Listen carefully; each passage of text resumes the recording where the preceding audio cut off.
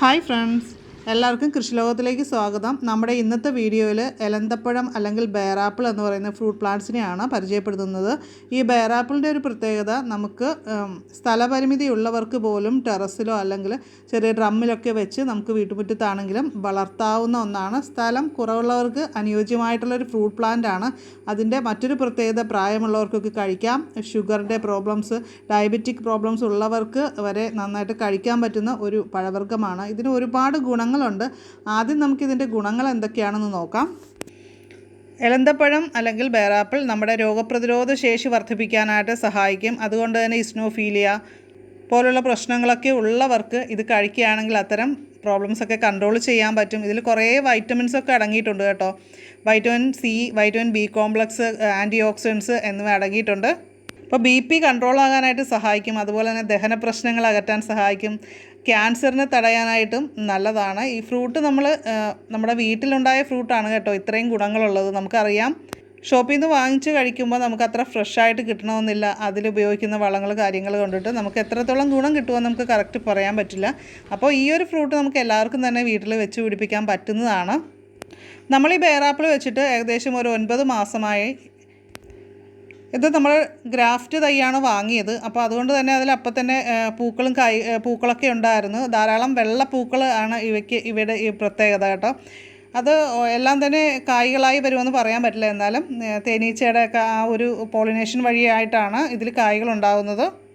പിന്നെ ഒരുപാട് പേര് പറയുന്നൊരു പ്രശ്നമാണ്, പൂക്കളുണ്ടാകുന്നുണ്ട് കായ്കൾ ഉണ്ടാകുന്നില്ല എന്നുള്ളത്.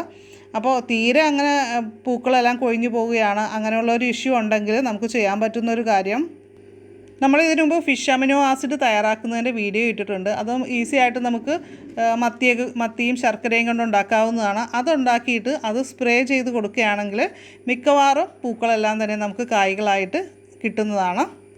നമ്മളിതിലിപ്പോൾ അങ്ങനെ ഫിഷ് അമിനോ ആസിഡ് സ്പ്രേ ചെയ്തിട്ടില്ല, നാച്ചുറലായിട്ട് തന്നെ ഉണ്ടായതാണ്.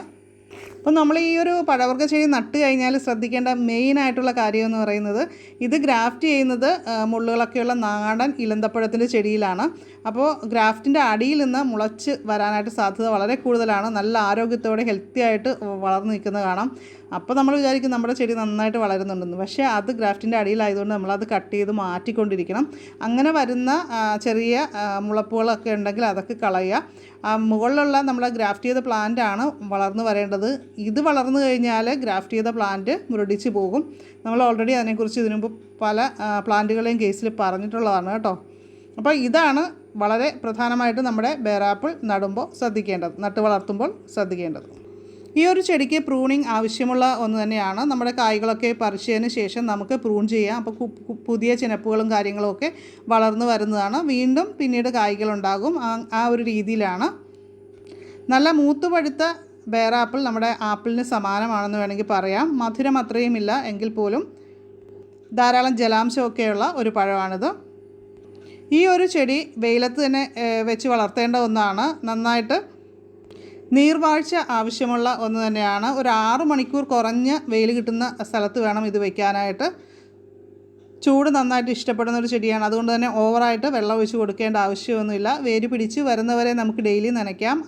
അപ്പോൾ ഇതിൻ്റെ വളപ്രയോഗത്തെപ്പറ്റി പറയാനാണെങ്കിൽ, നമ്മൾ ജൈവവളം ഇഷ്ടപ്പെടുന്ന ഒരു ചെടി തന്നെയാണ്. ജൈവവളത്തിൽ തന്നെ നന്നായിട്ട് കായ്കളും കാര്യങ്ങളും ഉണ്ടാകും.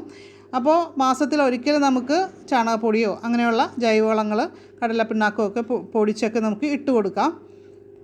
പിന്നീട് ഞങ്ങളിവിടെ കൂടുതലായിട്ടും ചെയ്യുന്ന ജൈവ സ്ലറി ആഴ്ചയിൽ ഒരു പ്രാവശ്യം ഒഴിച്ച് കൊടുക്കാറുണ്ട്. അപ്പോൾ ജൈവ സ്ലറി ഉണ്ടാക്കുന്നതിൻ്റെ വീഡിയോ ഇതിനു മുമ്പ് നമ്മുടെ ചാനലിൽ ഇട്ടിട്ടുണ്ട്. അപ്പോൾ അതിൻ്റെ ലിങ്ക് ഡിസ്ക്രിപ്ഷൻ ബോക്സിൽ വയ്ക്കാം. അതുപോലെ തന്നെ ഫസ്റ്റ് കമൻറ്റായിട്ടും വയ്ക്കാം. അപ്പോൾ കമൻറ്റ് സെക്ഷൻ എല്ലാവരും ചെക്ക് ചെയ്യണേ. ഒരൽപ്പം ശ്രദ്ധയുണ്ടെങ്കിൽ നന്നായിട്ട് തന്നെ വളരുന്ന ഒരു പഴവർഗ്ഗ ചെടിയാണിത്. അപ്പോൾ എല്ലാവരും ഇത് വെച്ച് പിടിപ്പിക്കുക. അതുപോലെ തന്നെ ഈ ഒരു ബേറാപ്പിൾ തന്നെ പല വെറൈറ്റി ഉണ്ട് കേട്ടോ. അപ്പോൾ അതുകൊണ്ട് തന്നെ നമ്മൾ വിശ്വസ്തമായ നഴ്സറികളിൽ നിന്ന് തന്നെ വാങ്ങി വെച്ച് പിടിപ്പിക്കാനായിട്ട് ശ്രമിക്കുക. പറ്റിക്കപ്പെടാനായിട്ട് സാധ്യതയുണ്ട്. ചൈനയിൽ ധാരാളമായിട്ടുള്ള ഒരു പഴവർഗ്ഗമാണിത്. അവിടെയുള്ള ആളുകളുടെയൊക്കെ ആരോഗ്യ രഹസ്യം നമുക്കറിയാം. ഇതൊക്കെ തന്നെ, ഇതുപോലുള്ള പഴവർഗ്ഗങ്ങളൊക്കെ ധാരാളമായിട്ട് കഴിക്കുക, എക്സസൈസൊക്കെ ചെയ്യുക, ഇതൊക്കെയാണ് അവരുടെ ആരോഗ്യ രഹസ്യം. അപ്പോൾ നമുക്കും അത് വെച്ച് പിടിപ്പിക്കാം. അപ്പോൾ ആരുടെയൊക്കെ വീട്ടിൽ ബേറാപ്പിൾ ഉണ്ട് എന്നുള്ള കാര്യം വീഡിയോയുടെ താഴെ കമൻറ്റ് ചെയ്യുക. ബേറാപ്പിളിൻ്റെ ചെറിയ പഴങ്ങൾ നല്ല കരിപ്പച്ച നിറമായിരിക്കും. പിന്നീട് അതിൻ്റെ കളർ മാറി മാറി മൂത്ത് നമുക്ക് പഴുക്കാറാകുന്ന ആ ഒരു ടൈം എന്ന് പറയുന്നത് ഇളം മഞ്ഞ നിറത്തിൽ വരും. ഒരു നെല്ലിക്കയുടെ വലിപ്പം വരെയാണ് ഇതിൻ്റെ കായ്കൾക്ക് വലിപ്പം വരുന്നത്. അപ്പം ഞങ്ങളുടെ ബേറാപ്പിളിൽ നിന്ന് പറിച്ചെടുത്ത പഴങ്ങളാണ് കേട്ടോ ഇതൊക്കെ. ഇത് മൂന്ന് വെറൈറ്റിയാണ്. അപ്പോൾ ഇതിനകത്ത് എനിക്ക് ഏറ്റവും ഇഷ്ടമുള്ളതെന്ന് പറഞ്ഞാൽ ഈ സെൻറ്ററിലുള്ള ഇത് നല്ല പ്രത്യേക മധുരം അങ്ങനെയല്ല, എന്നാലും നല്ല ബേറാപ്പിള് എങ്ങനെയാണോ അതിൻ്റെ ടേസ്റ്റ് അത് വെച്ച് നല്ലതാണ്. അധികം മധുരമൊന്നുമില്ല, നല്ല വാട്ടറി ആയിട്ടുള്ളൊരു ഫ്രൂട്ടാണ്. എന്താണ് ഡയബറ്റിക് ഉള്ളവർക്കും എല്ലാവർക്കും കഴിക്കാം, പ്രായമുള്ളവർക്കും ഒക്കെ കഴിക്കാൻ പറ്റിയൊരു ഫ്രൂട്ടാണ്. അപ്പോൾ എല്ലാവരുടെയും വീട്ടിൽ വെച്ച് പിടിപ്പിക്കേണ്ട ഒരു ഫ്രൂട്ട് തന്നെയാണ്. അതെ, ഇത് നിറയെ പിടിക്കുകയും കാര്യങ്ങളും ചെയ്യും. ഇപ്പം നമ്മൾ ഇത് പറിച്ച് തീരാനില്ല, അത് കാരണം ഇതിൻ്റെ അടിയിൽ ഓരോന്ന് കംപ്ലൈൻ്റ് ആയി പോകുന്നുണ്ട്. കംപ്ലൈൻ്റ് എന്ന് പറഞ്ഞാൽ മൂത്ത് കഴിഞ്ഞ് കഴിയുമ്പോൾ നമ്മൾ പറിച്ചെടുക്കാത്തത് കൊണ്ട് അത് പോകണം. ഇപ്പം ഈ ഭയങ്കര മഴയായതുകൊണ്ടാണ് ഇതുകൊണ്ടാണ് പുതിയ ശിഖരങ്ങൾ വേണ്ടത് വന്നിട്ടുണ്ട്. ഇനിയിപ്പോൾ ഒന്ന് ഇതൊക്കെ കഴിയുമ്പോൾ ഒന്ന് പ്രൂൺ ചെയ്ത് കഴിഞ്ഞാൽ നിറച്ച് പുതിയ ശിഖരങ്ങൾ വരും. അതിലൊക്കെ നിറയെ കാര്യങ്ങളുമായിട്ട് വരും. അപ്പോൾ ഇപ്പോൾ കാര്യമായിട്ട് വളം കൊടുക്കാനും മഴയായതുകൊണ്ട് ഞങ്ങൾ വളം കൊടുക്കൽ നിർത്തി വെച്ചേക്കാം. ഇപ്പം നമ്മൾ മഴയായതുകൊണ്ടാണ് ഇതിങ്ങനെ ഒരു അല്പം ഉഷാറ് കുറവിൽ നിൽക്കുന്നത്. അപ്പോൾ മഴ മാറിക്കഴിഞ്ഞാൽ നമ്മൾ ഒന്ന് പ്രൂൺ ചെയ്യുകയും അത് കഴിഞ്ഞിട്ട് കുറച്ച് വളവും കൊടുത്തു കഴിഞ്ഞാൽ നന്നായിട്ട് ശിഖരങ്ങൾ പുതിയത് വരും. ഇപ്പം തന്നെ നിറയെ ശിഖരങ്ങൾ വരുന്നുണ്ട്. അപ്പോൾ ഒന്ന് പ്രൂൺ ചെയ്ത് കളഞ്ഞാൽ പ്രത്യേകിച്ച് നിറയെ കരുത്തോടുകൂടി പുതിയ ശിഖരങ്ങൾ വരും. അതൊക്കെ നിറയെ പൂവിടുകയും നിറച്ച് കായ ഉണ്ടാവുകയും ചെയ്യും. ഇപ്പോൾ ഇതുമ്മേ ഓരോന്നുമേ ഇത് കണ്ട നിറയെ കമ്പുകളിൽ ഫുള്ളായിട്ട് കായാണ്. ഇപ്പോൾ മഴക്കാലമാണെങ്കിലും ഇവിടെ വീണ്ടും പുതിയ പൂക്കളുണ്ടായി തുടങ്ങിയിട്ടുണ്ട്. ശരിക്കും ഇത് വേനൽക്കാലത്താണ് നന്നായിട്ട് ഫ്രൂട്ട്സ് കാര്യങ്ങളൊക്കെ ഉണ്ടാകുന്നൊരു ടൈം. നിറയെ പൂവിടുന്നതും ആ ഒരു ടൈമിലാണ്. ഇപ്പോൾ പൂക്കൾ കൊഴിഞ്ഞു പോകുന്ന പ്രശ്നം ഉണ്ടെങ്കിൽ നമുക്ക് ചെയ്യാൻ പറ്റുന്നൊരു കാര്യം, നമ്മൾ ഫിഷ് അമിനോ ആസിഡ് ഇല്ലേ, അതും നമ്മുടെ ഇലകളിൽ സ്പ്രേ ചെയ്ത് കൊടുക്കുക, വൈകുന്നേരം സ്പ്രേ ചെയ്ത് കൊടുക്കുക.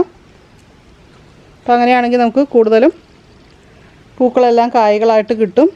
എല്ലാം കഴിക്കുകയാണ് അല്ലേ, ഇഷ്ടപ്പെട്ട്? ഞാനല്ലെങ്കിൽ ഇത് വേണ്ടത് കഴിക്കാറുണ്ട്. ഇതിൻ്റെ ഇളം കായ്കൾ നല്ല പച്ച നിറത്തിലായിരിക്കും. പിന്നീട് നന്നായി മൂത്ത് വരുമ്പോൾ ഇളം മഞ്ഞ നിറത്തിലേക്കാണ് ഇത് വരുന്നത്. ആ ഒരു സമയത്ത് നമ്മൾ കഴിക്കുവാണെങ്കിൽ നല്ല ടേസ്റ്റും കാര്യങ്ങളും ഒക്കെയാണ്.